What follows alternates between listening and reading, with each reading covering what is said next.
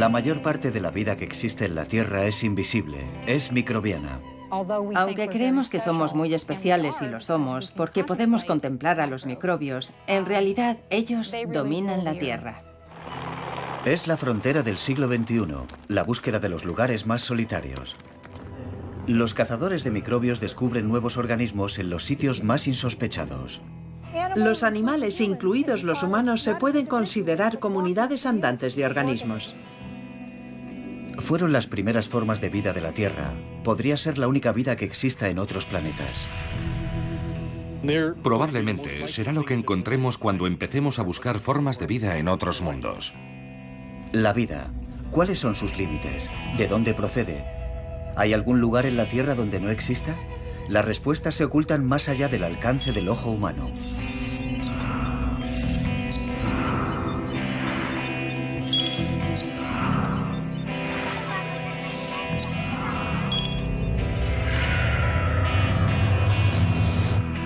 Bajo la vida que vemos están las células que no podemos ver, los microbios que dominan el mundo. Los microbios dominan el mundo.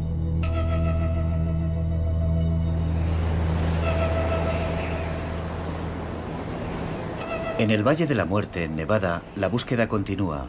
Estamos a 85 metros bajo el nivel del mar, el lugar más caluroso del mundo. Los cazadores de microbios buscan vida en las áridas salinas del lago Badwater.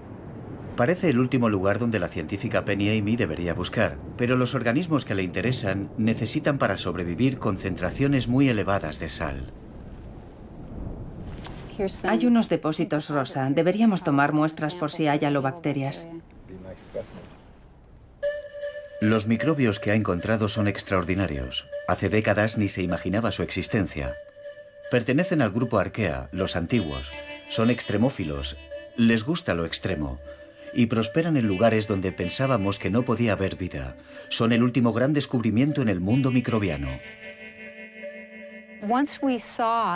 Cuando vimos que formaban todo un dominio por sí solos, que eran tan diferentes de las bacterias como de los organismos superiores, fue toda una revelación.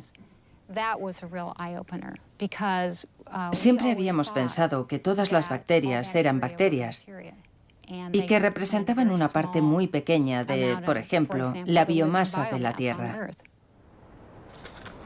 A nuestros ojos, las arqueas y las bacterias parecen idénticas, pero su química fundamental, la forma en que viven, es muy diferente, y ambas son muy distintas de las células que componen nuestro cuerpo.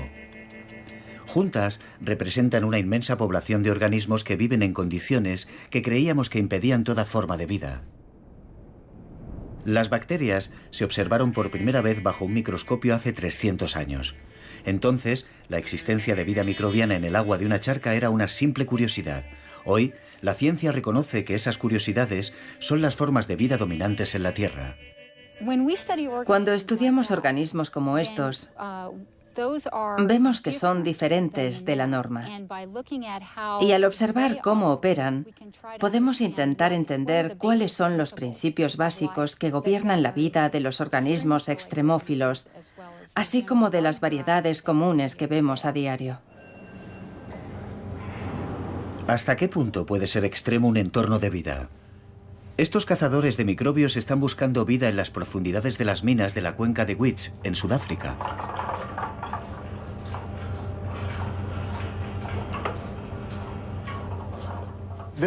Este es nuestro acceso al subsuelo más profundo, que es lo que nos interesa. Nos interesa ver qué está creciendo a 3 kilómetros bajo la superficie de la Tierra. ¿Crees que eso es azufre, calcio? Azufre. Sí, puede ser. Son 3.000 metros de profundidad. El jefe de la expedición es James Hall. La posibilidad de bajar a grandes profundidades y ver el entorno nos permitirá estudiar la diversidad biológica y explorar qué formas de vida hay. Y han dado con un filón de oro, microbiano, por supuesto. En el agua y las rocas de las cuevas vive un extraordinario número de microbios. En la década de los 80, nadie podía imaginar que existieran seres vivos a tanta profundidad bajo la Tierra. En algunas de las confluencias de aguas que hemos encontrado a profundidades de hasta 2 kilómetros, había unos 10 millones de células bacterianas por milímetro de agua. Es una cantidad enorme de materia biológica para un entorno tan hostil. Algunos organismos de las profundidades son bacterias, otros, las recién descubiertas arqueas. Sobreviven a temperaturas de hasta 105 grados centígrados. La enorme presión, equivalente a sumergirse a una profundidad de 4.000 metros, es lo único que impide que el agua rompa a hervir. Con altos niveles de radiación ambiente y temperaturas y pH extremos, para un organismo que ha vivido en estas condiciones 400 millones de años, es el entorno en el que se encuentra más cómodo. Estos resistentes microbios son algunos de los organismos más antiguos de la Tierra, aunque determinar su antigüedad es complicado.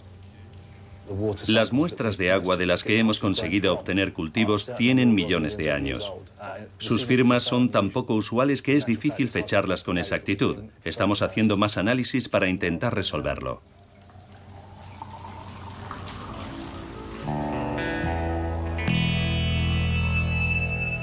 Del calor y la presión de las minas de Wits al frío y la sequedad extremos del desierto antártico. ¿Inhóspito? Sí. ¿Deshabitado? En absoluto. Dale Anderson, de la Universidad de McGill, es otro cazador de microbios. Los organismos que se encuentran en el Antártico no están ahí necesariamente porque quieren. Acabaron llegando allí y con el tiempo los que han sobrevivido se han adaptado con éxito al entorno. Por la acción de los vientos y el clima, han aterrizado en el lugar más frío del mundo. Puedes subir a la meseta polar, estar a 3.000 metros y observar un poco de nieve. Y puedes encontrar microorganismos, esporas, aguardando un mejor momento para desarrollarse. Este no es un buen periodo. Están esperando a tener mejores condiciones. Por otra parte, en los lugares donde hay agua líquida y las temperaturas son un poco más altas, en estos nichos protegidos florece la vida.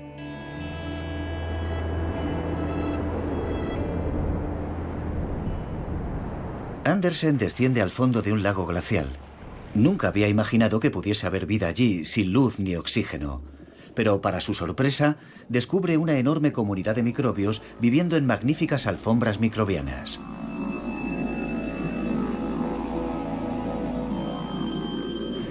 Hay muy pocos sitios en la Tierra donde se puedan encontrar alfombras microbianas que siguen desarrollándose intactas.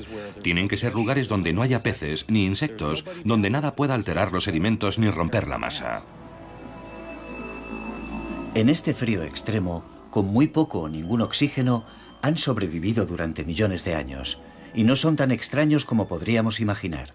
Puedes encontrar tipos muy similares de cianobacterias en el patio de tu casa, pero no tienen la posibilidad de crecer en un entorno donde nada las moleste, como pasaba hace entre 600 y 4.000 millones de años. Hace miles de millones de años, los microbios bullían por todo el planeta. Representaban algo que la joven Tierra aún no había experimentado, la vida. Ahora nos damos cuenta de lo extendida que está la vida microbiana y de su diversidad. Incluso amenaza nuestra posición en lo más alto del árbol de la vida. Vamos a tomar una muestra de la fuente hirviendo. Primero la analizamos y sacamos... En el laboratorio del Dr. Norman Pace, en la Universidad de Boulder, Colorado, descubren nuevos microbios a un ritmo espectacular. Pero la verdadera cuestión es qué pretenden estas extrañas formas de vida. Me parece asombroso que a día de hoy no tengamos ni idea de qué es lo que hacen. El mayor bioma del planeta, el agente más significativo en ese tipo de entorno, y no tenemos ni idea de cómo viven. ¿No es increíble? Billones de organismos invisibles al ojo humano, y apenas sabemos nada. Es a la vez una oportunidad fabulosa para la ciencia y una lección de humildad para los biólogos. Hemos conseguido entender muy poco de los organismos que forman el mundo microbiano natural. Estamos empezando a trabajar. Esta multitud de nuevas especies ha llevado a los científicos a adoptar un punto de vista radicalmente nuevo sobre la vida en la Tierra. Antes, los seres vivos se dividían en procariotas, las bacterias, protistas, las células simples como las amebas, y los ya familiares hongos, animales y plantas. En la base del árbol, las bacterias eran más simples, más primitivas, pero la nueva información molecular, sobre todo el descubrimiento de las arqueas, ha creado una asombrosa perspectiva. Ahora, el árbol de la vida solo tiene 3 ramas. Una engloba a todos los seres vivos que nos resultan familiares, desde las gambas a los humanos, bajo la etiqueta técnica de Eukarya. Las otras 2 ramas, que representan a la inmensa mayoría de los seres vivos, están formadas por seres invisibles, las bacterias y las arqueas. Esta nueva clasificación identifica el antepasado común. No es que un organismo específico o una rana como las actuales se acabaran convirtiéndose en humano. No ocurrió así. Lo que es seguro es que tenemos un antepasado común que no se parecía ni a las ranas ni a los humanos. No se trata de que las ranas se convirtieran en humanos, sino de que ambos tienen un origen común en un pasado lejano, en un organismo cuya naturaleza desconocemos. Nuestro antepasado común es un microbio. Recientemente se ha podido decir con claridad dónde se encuentra el origen de la vida, y está aquí, en la separación entre las bacterias y las arqueas y los Eukarya. Esto indica que nosotros y las arqueas tenemos un antepasado común que no comparten las bacterias. Las arqueas se parecen mucho más a nuestras células eucariotas que a las bacterias. Las arqueas tienen el mismo tipo de metabolismo que nosotros.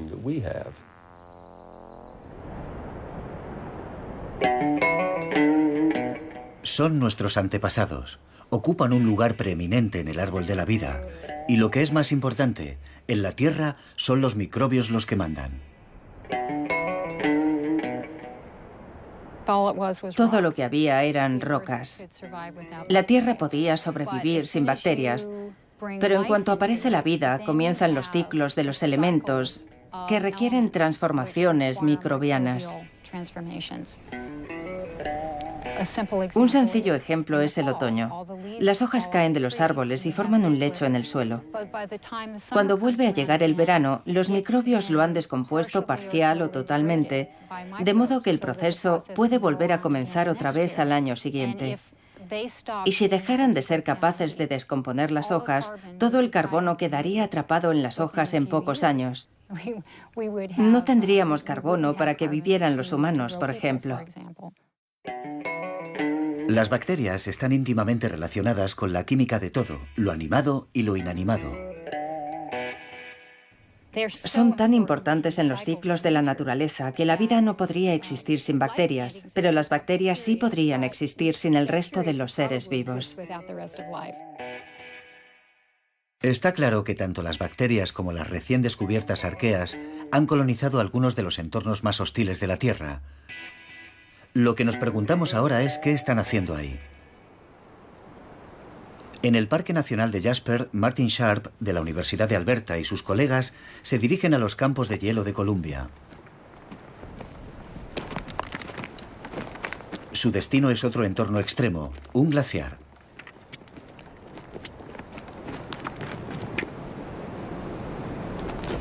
Sharp ha venido aquí para estudiar el sistema de drenaje del glaciar y no esperaba encontrar microbios en un papel protagonista.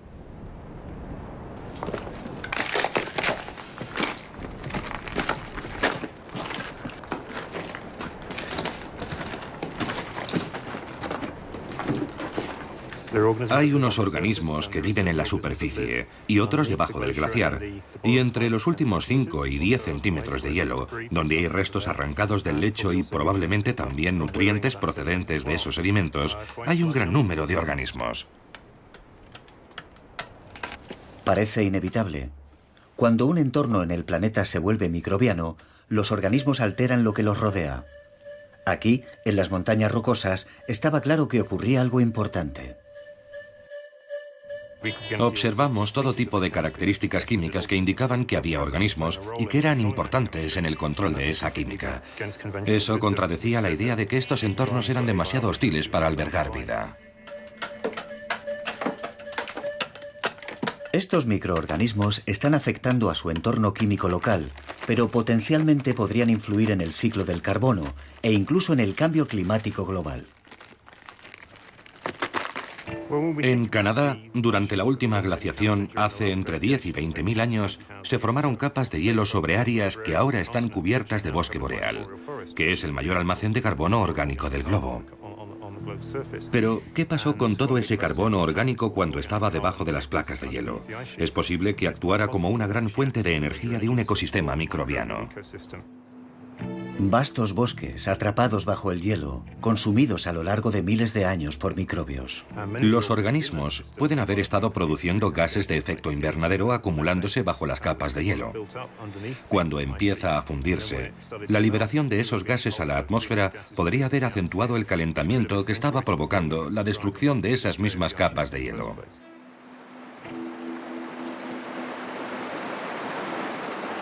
Hoy en día existe la preocupación de que con el aumento de las temperaturas, especialmente en el Ártico y a grandes altitudes, se acelere la retirada de los glaciares. Con el calentamiento global que se anticipa para el próximo siglo, no sabemos qué cantidad de CO2 se puede liberar según se retiren los glaciares. Es una de las investigaciones que realizamos en este momento. En las minas de oro de Sudáfrica, los científicos examinan el impacto que pueden tener los microbios sobre las rocas que los rodean.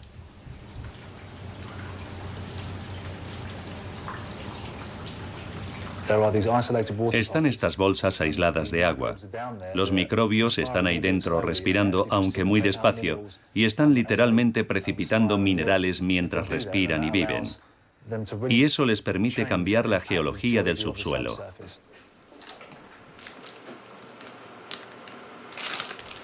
Esta es una idea nueva, que la vida microbiana puede alterar la geología de la Tierra. En los laboratorios de las minas de Wits están descubriendo que ni siquiera el oro es inmune a la acción microbiana. Los microbios extraen energía del oro y lo transforman químicamente. Pueden incorporar a su biomasa el oro que hay en su entorno y convertirlo en partículas detríticas. Existe la posibilidad de que los organismos acumulen oro en su biomasa y después se puedan sacar a la superficie, donde se podría extraer ese oro. ¿Microbios mineros de oro? ¿Parece una locura? Pues James Hall piensa que se puede hacer. Se podría bombear microorganismos bajo tierra, alimentarlos y dejarlos respirar, y en ese proceso podrían precipitar el oro a partir de la matriz. Entonces, se podría traer los organismos a la superficie, extraer el oro y reutilizarlos. El minero biológico perfecto. No es solo lo inanimado, la química de las rocas y el agua lo que está sometido a la influencia de las bacterias y arqueas. Mientras que estos dos linajes siguen siendo unicelulares, el tercer gran grupo de células inventó la vida multicelular, los animales y las plantas. Puede que parezcan la forma de vida dominante, pero sin los microbios no serían nada, y en ningún lugar resultan más eficiente que en las chimeneas hidrotermales de las profundidades del Pacífico. Aquí la vida microbiana crea su propio ecosistema.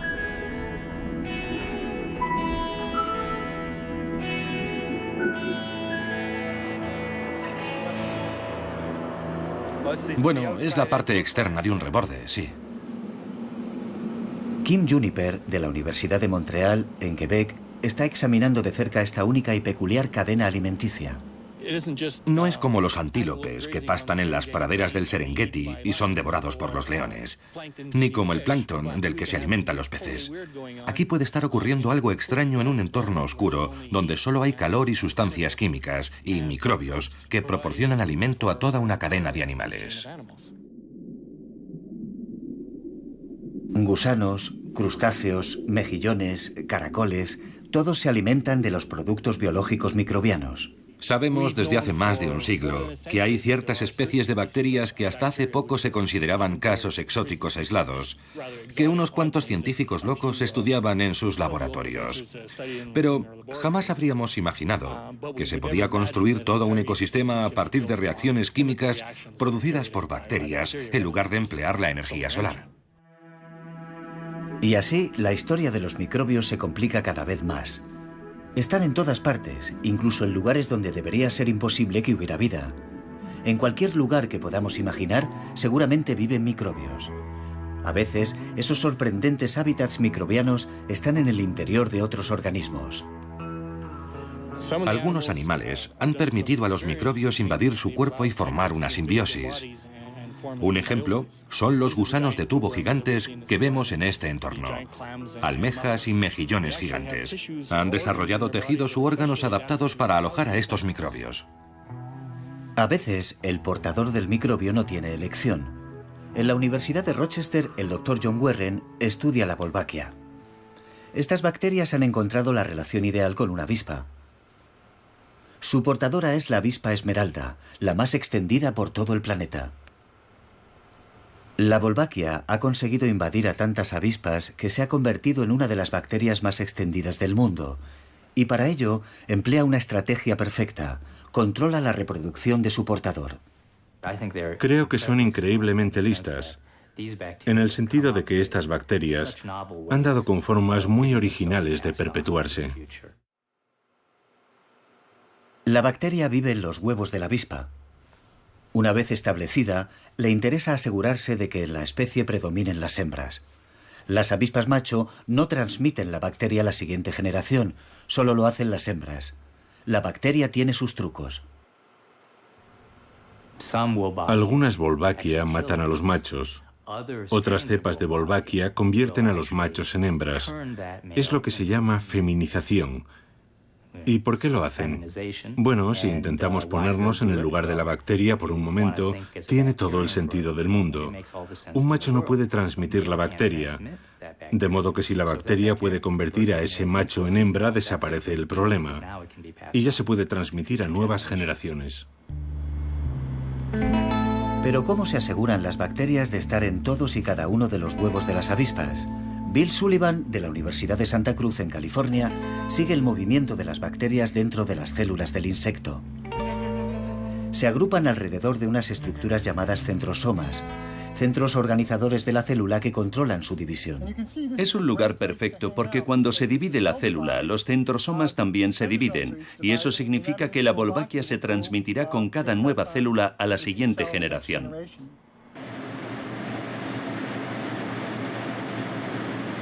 Podemos encontrarnos en el futuro con que nosotros también hospedamos a nuestras propias bacterias que se transmiten de la misma forma.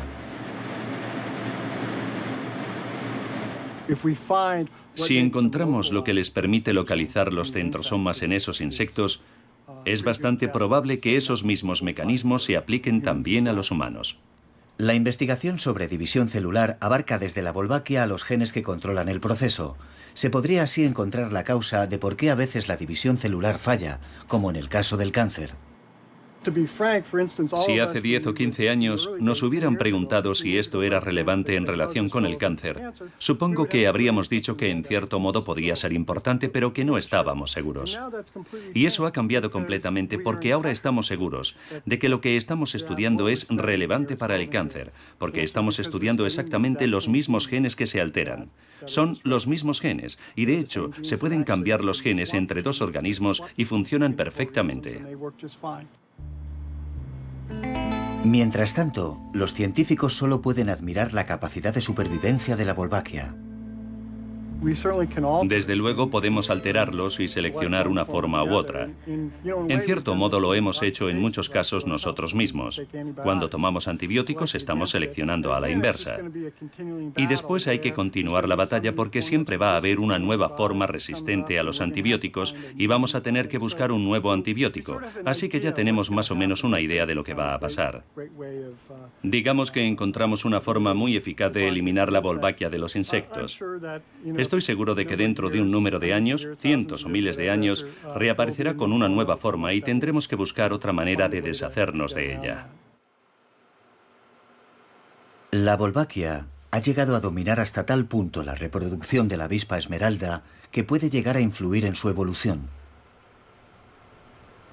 Si un macho y una hembra no pueden reproducirse, se convierten en especies diferentes.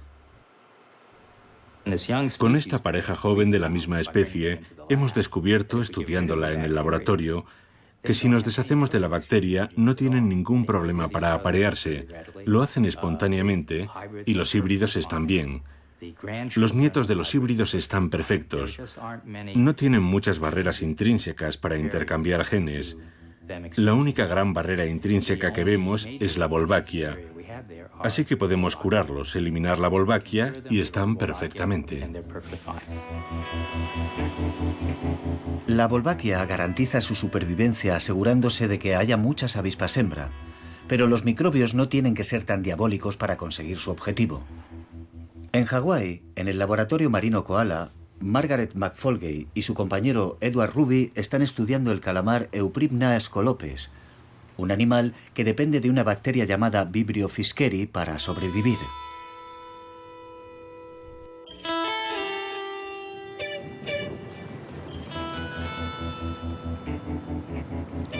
Hay muchos esta noche. Cuando el calamar sale por la noche, produce una luz similar a los reflejos de las estrellas o la luna. Para los depredadores es difícil distinguirlos de la luz natural que se refleja en la superficie del agua. Había tejidos bioluminiscentes que los zoólogos conocían desde hacía mucho y que permitían a determinados animales producir luz, pero no sabían cuál era la fuente de la luz, y resultó ser esta bacteria. Y además tiene crías. Y es grande. Los calamares recién nacidos no tienen bacterias. Tienen que recolectarlas para poder desarrollar un órgano luminoso. El animal y la bacteria se comunican de alguna forma y el tipo de bacteria adecuada se establece en el cuerpo del calamar. No sabemos cuál de los dos envía la primera señal. Se comunican entre sí para establecer y mantener la colonización, porque no sería extraño que la bacteria entrase en el cuerpo y se reprodujera demasiado, o que fuera eliminada por el portador. Y una vez dentro, tiene que establecerse un equilibrio entre el portador y el otro simbionte. Y eso tiene que ser una negociación muy delicada entre los dos. Es como si el portador estuviera poniendo contraseñas a la bacteria para permitirle el paso. Está diciendo, ¿eres la correcta? Sí, soy la correcta. ¿Pero realmente eres la correcta? Sí, realmente soy la correcta. Cuanto más peligrosa es la situación, en este caso tener bacterias que crecen en tus tejidos, más cuidado debes tener como portador de que tienes la bacteria adecuada. Las bacterias están comprobando constantemente la presencia de otras bacterias mediante moléculas mensajeras para establecer cuándo hay suficientes para producir una cantidad significativa de luz, y entonces la encienden. Estas moléculas permiten a las bacterias saber no solo si hay otras bacterias alrededor, sino también si son de su misma especie. Así que básicamente perciben cuántas más como ellas de su propia especie están presentes en el entorno. Esta es una relación poco usual, la de un tipo específico de bacteria y un calamar, una relación poco usual y delicada. Cada vez hay más pruebas de que la interacción con microorganismos ha sido una constante a lo largo de la evolución de los animales. Y es que cada animal que encontramos y que examinamos con todo detalle parece tener alguna asociación con una bacteria en particular, con una bacteria específica, su socio bacteriano. Esta asociación entre un animal y sus microbios es esencial para la salud, incluso para la supervivencia del animal. Sin bacterias, muchos sistemas orgánicos animales no se desarrollarían correctamente. Lo sabemos a partir de estudios de los denominados animales notobióticos, animales que se desarrollan sin la presencia de bacterias. Incluso en casos humanos en los que se está administrando gran cantidad de antibióticos, a menudo se producen problemas digestivos o ciertos problemas reproductivos. De modo que, sin un equilibrio bacteriano correcto, la comunidad entera, es decir, la bacteria y su portador animal, no operan bien.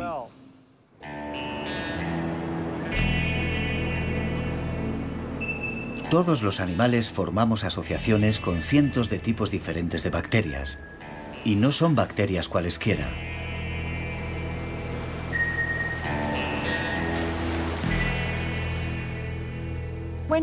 Cuando nacemos, aceptamos cierto número de bacterias y solo aceptamos cierto subgrupo de nuestro entorno.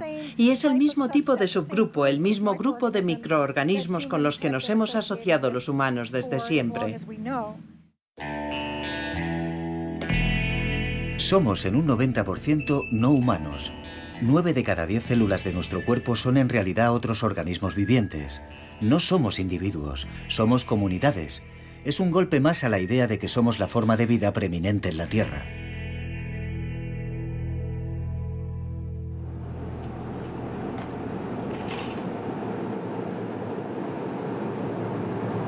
Solo vamos a tomar una pequeña muestra. Los científicos del laboratorio de Norman Pace están intentando determinar cuántos microbios diferentes pueden existir. Se calcula que un 99% no se puede cultivar en el laboratorio, por lo que han adoptado un enfoque diferente. Si no puedes cultivarlos, desmóntalos y lee su ADN. Eso es lo que está haciendo la doctora Hazel Barton. Se agregan enzimas para ablandar las paredes celulares y se añaden cuentas para romper las bacterias. Cuando se agitan las cuentas, las células bacterianas quedan atrapadas entre medias y se rompen, lo que permite que se libere el ADN. En el buffer de extracción ya hay sustancias químicas que protegen el ADN cuando se libera.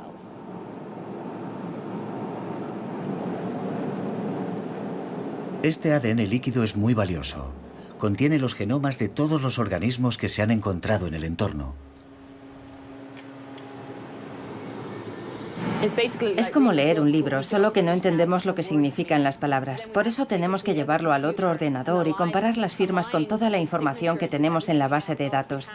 Es casi como un código lo que aparece ante nosotros, y así podremos entender lo que nos está diciendo esta información. Hasta ahora, esa información está diciendo a Hazel Barton que está encontrando un número asombroso de nuevos organismos. A decir verdad, es raro el día que no descubrimos un nuevo filotipo, que es básicamente para el ego como descubrir una nueva especie. En algunos entornos que investigamos, solemos encontrar habitualmente más de 30 nuevas especies en un solo entorno.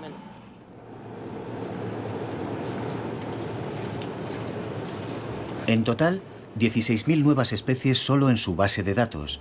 Cada especie compuesta por decenas de miles de comunidades, formadas por miles de millones de células individuales. Después clonamos cada uno de esos fragmentos de ADN en un organismo, de forma que tenemos una colonia individual que representa a cada una de las huellas genéticas de ese entorno. Son las páginas amarillas de ese entorno. Si comparamos lo que sabíamos hace 10 años con lo que sabemos ahora, es como si hubiéramos despegado en un cohete a una velocidad de vértigo.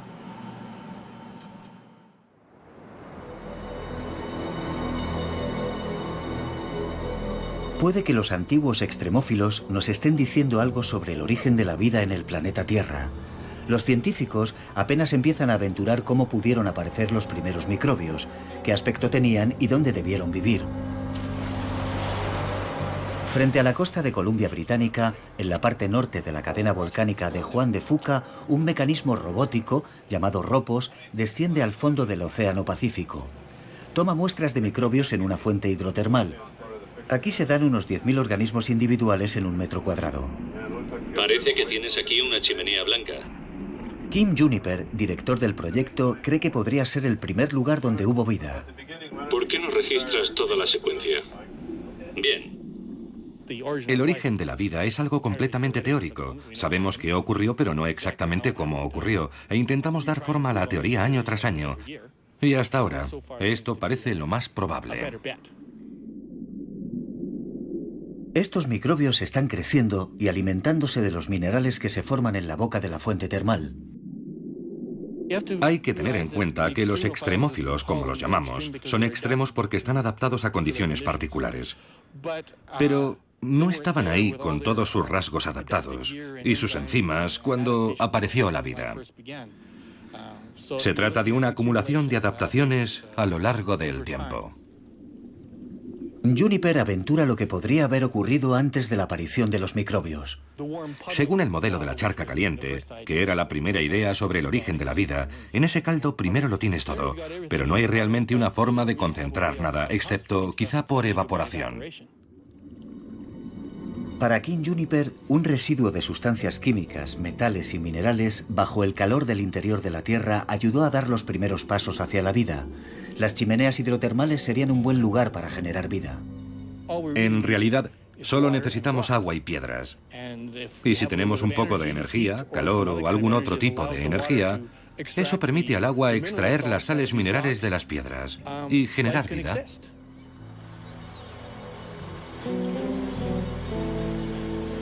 No hace falta sumergirse hasta las chimeneas hidrotermales del Pacífico para encontrar condiciones similares a las que originaron la vida. En el Parque Nacional de Yellowstone, en Wyoming, las fuentes hidrotermales están repletas de arqueas. El doctor Norman Pace tiene la sensación de que las condiciones que se dan aquí deben ser muy parecidas a las de la Tierra primitiva.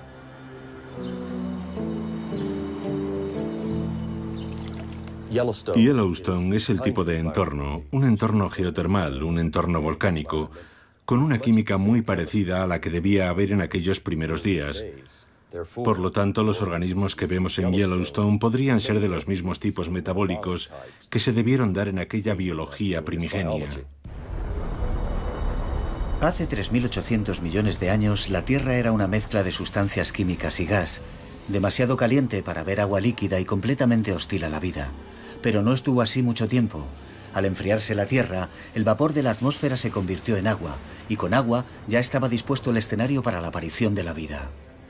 Debió condensarse con rapidez, puede que en no más de 40 días y 40 noches. Habría caído toda esa agua y habría formado un océano sobre todo el planeta, de unos 4 kilómetros de profundidad. Un océano asentado sobre roca fundida.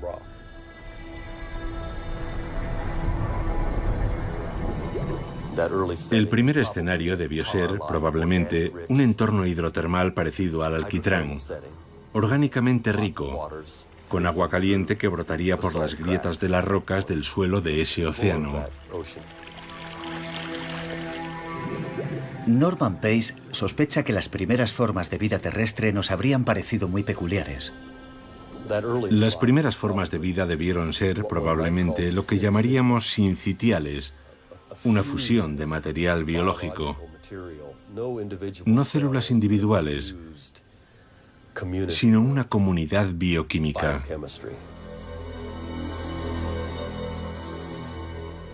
Podrían parecer manchas de alquitrán sobre las paredes esponjosas de basalto, entre las que brotaba el agua caliente. Calor, minerales, agua. Estos fueron los ingredientes clave del caldo primordial. Podemos encontrarlos combinados en el fondo del océano, en fuentes termales o incluso en las profundidades de la Tierra, en la mina de oro más profunda del mundo. Aquí, el calor viene directamente del núcleo de la Tierra.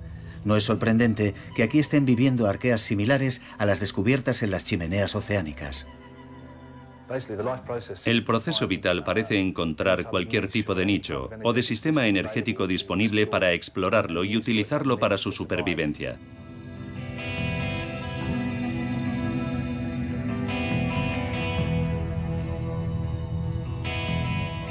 La Tierra primitiva era muy diferente de la actual, un lugar caótico sacudido por los impactos de asteroides. Es un homenaje a la adaptabilidad de los microbios que James Hall piense que el impacto de un asteroide gigante hace 2.000 millones de años en la cuenca de Weech pudo crear no una catástrofe, sino una oportunidad. Lo que pudo pasar es que ese impacto fuera muy potente en aquel momento. No era un asteroide del tamaño de un balón de fútbol. Estamos hablando de un gran evento geológico y de un impacto muy grande. Se debió fundir prácticamente todo y remover todo lo que había a su alrededor. Se formaría una mezcla gaseosa muy caliente que por suerte favoreció que se asentara algún tipo de vida microbiana y se incorporase a la superficie. Donde quiera que busquemos, en los entornos de las primeras formas de vida se repiten los mismos temas: calor, agua, química. Esa combinación podría encontrarse en otros planetas. Esperamos que lo que estamos aprendiendo sean herramientas que podamos utilizar para identificar huellas biológicas en otros mundos y, con suerte, posibles entornos favorables a la vida. Probablemente todo empezó por los microbios, las primeras formas de vida tal y como la conocemos en el planeta Tierra. Pero, ¿podemos pensar que las condiciones que dieron lugar a la vida aquí podrían darse en otros lugares? Ken Nilsson dirige el programa de detección de vida de la NASA. Muchos científicos piensan que la vida en la Tierra es una evolución natural de las cosas, porque ese tipo de química es el mejor. Pero aunque pueda ser perfecto para la Tierra, podrían equivocarse si fueran a otro planeta con condiciones diferentes. Lo que quiero decir es que si se parece a la vida en la Tierra es fantástico. Y aunque genéticamente se remonte a algo similar, sugerir que hubo una transferencia de vida entre planetas o algo así es todavía más fantástico. Pero lo mejor de todo sería que fuera totalmente diferente.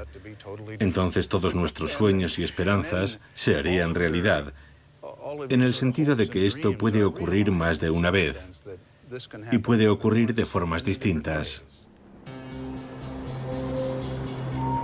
Uno de los lugares donde es posible que haya existido vida es en Marte. En 1977, un espectacular descubrimiento microbiano dio un gran impulso a la NASA para la búsqueda de vida en Marte. El cazador de extremófilos, Henry Friedman, tenía la corazonada de que si podía haber vida a altas temperaturas, también debía haberla en lugares muy fríos. Podría darse vida en Marte, el planeta helado, y encontró en los valles secos de McMurdo, en la Antártida, arqueas que vivían en el interior de las rocas. A nuestro alrededor vemos fantásticas formaciones de piedra caliza. En la superficie de estas rocas no hay vida, pero en su interior hay microorganismos. Y esos organismos viven absolutamente al límite, por así decirlo, en condiciones extremas. Siempre hambrientos, siempre helados, siempre al borde de la extinción, pero sobreviven. Sobreviven porque han encontrado refugio en el interior de las rocas. Dale Anderson ha estado con Friedman en la Antártida y es miembro de la NASA. Durante años y años, la gente ha estado recorriendo estas superficies calizas. Los geólogos han estado tomando muestras, examinándolas, y nadie había imaginado que era como una urbanización poblada por innumerables microorganismos. Y era una buena noticia porque significaba que había un nuevo nicho, un nuevo entorno en la superficie de Marte donde podíamos buscar signos de vida. Antes de este descubrimiento parecía improbable encontrar vida en la inhóspita superficie de Marte, pero esto lo cambió todo. Esos climas en Marte puede que no fueran mucho más calientes que los de los valles secos de McMurdo, donde la temperatura media anual es de 20 grados bajo cero. Si podemos comprender cómo sobrevive un organismo en una zona como los valles secos o en otras áreas de la Antártida, eso nos ayudaría a entender qué se debería hacer para buscar vida o restos de organismos vivos en Marte. ¿Qué se debería hacer? Es lo que se estudia en el Laboratorio de Retropropulsión de Pasadena, en California. El científico Sasha Tapin está examinando una muestra de piedra de Henry Friedman más de cerca. Hace un tag de la muestra. Después de horas de escaneado, el ordenador elabora una réplica exacta de la piedra. Los datos se transfieren a un programa de representación en 3D. Rohit Bhartia, programador informático de la NASA, puede examinar el interior de la piedra virtual en busca de microbios sin dañar la original.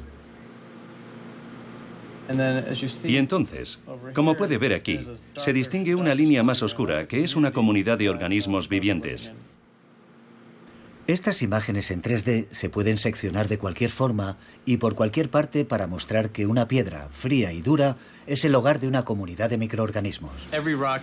Ahora ninguna de estas piedras me parece algo inanimado. Está animada.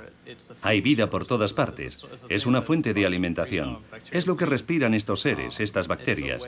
Es el medio en el que se desarrolla su vida, su casa. Es su forma de vida. En su interior hay comunidades enteras. Ya no es una piedra que puedas tirar y decir, ahí no hay nada, es un objeto inanimado. Los seres que viven dentro de la roca han formado una estructura cooperativa llamada biofilm, con una jerarquía. Las bacterias productoras primarias están en la parte superior. Las que viven de los bioproductos de las bacterias primarias están debajo.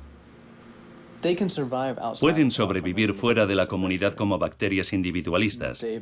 Se han encontrado así, pero entonces operan de forma distinta y pueden cambiar de entorno gracias al biofilm, a su estructura organizada. Trabajan mejor en comunidad. Es una de esas cosas que se podrían antropomorfizar y pensar que lo saben, pero no podemos estar seguros de si lo saben o simplemente es un bioproducto de su existencia.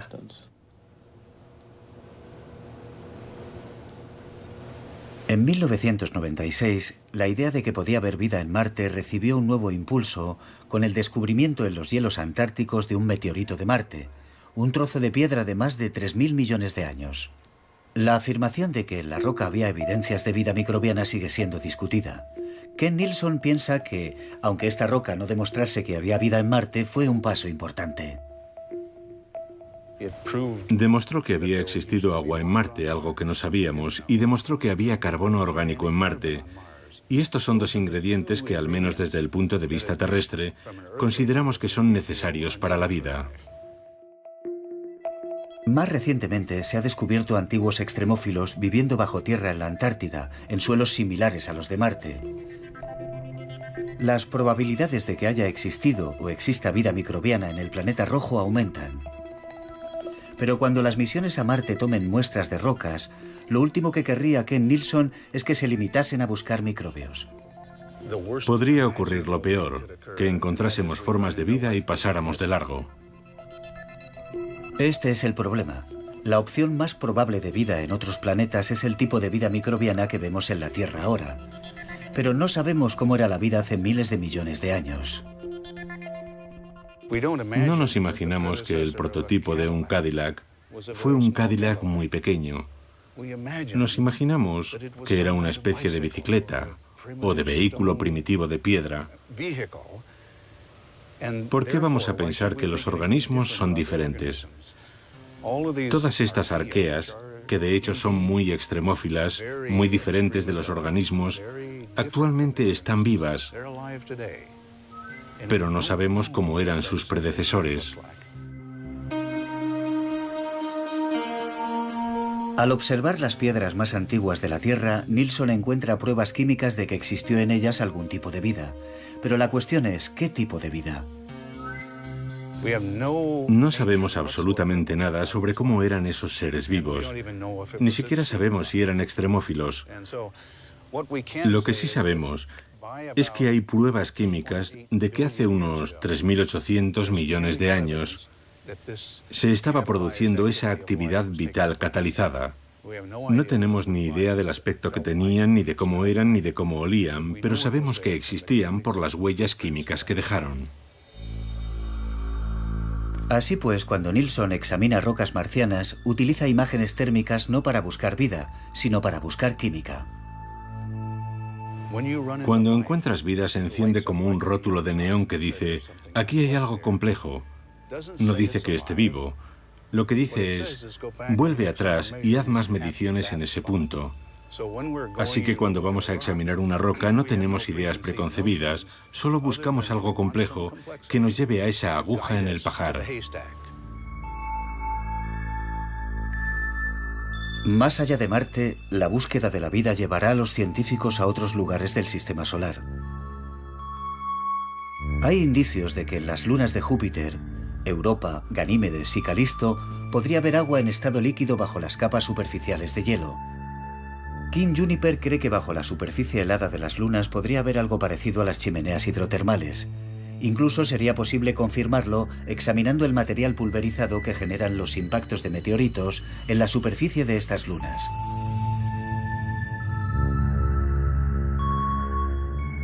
Podemos hacer cosas maravillosas en cuanto a detectar moléculas orgánicas en el hielo a distancia. Quizá cuando empecemos a poner satélites en órbita alrededor de esas lunas con el tipo adecuado de instrumentos, podamos saber algo más sobre lo que hay en esa agua a partir del material pulverizado en la superficie tras un impacto. Y si allí hay fuentes hidrotermales, hay bastantes probabilidades de que también haya vida. Ken Nilsson cree que una vez desarrollada la tecnología necesaria, descubriremos que hubo o que sigue habiendo seres vivos en otros lugares. Hace alrededor de 4.000 millones de años, la Tierra se enfrió lo suficiente para ser compatible con lo que llamamos vida. Y dentro de un par de cientos de millones de años después, hay evidencias de que existe vida. Eso es fantástico. Significa que a pesar de que esta vida es compleja y tiene todas esas propiedades tan admirables, no fue tan difícil. Y cuando sabes eso, cambia la forma en que piensas sobre buscar en otros lugares. Y si unes eso a todos estos otros sistemas solares que estamos observando, es inevitable entusiasmarse al pensar que algún día nos encontraremos con vida en algún otro lugar.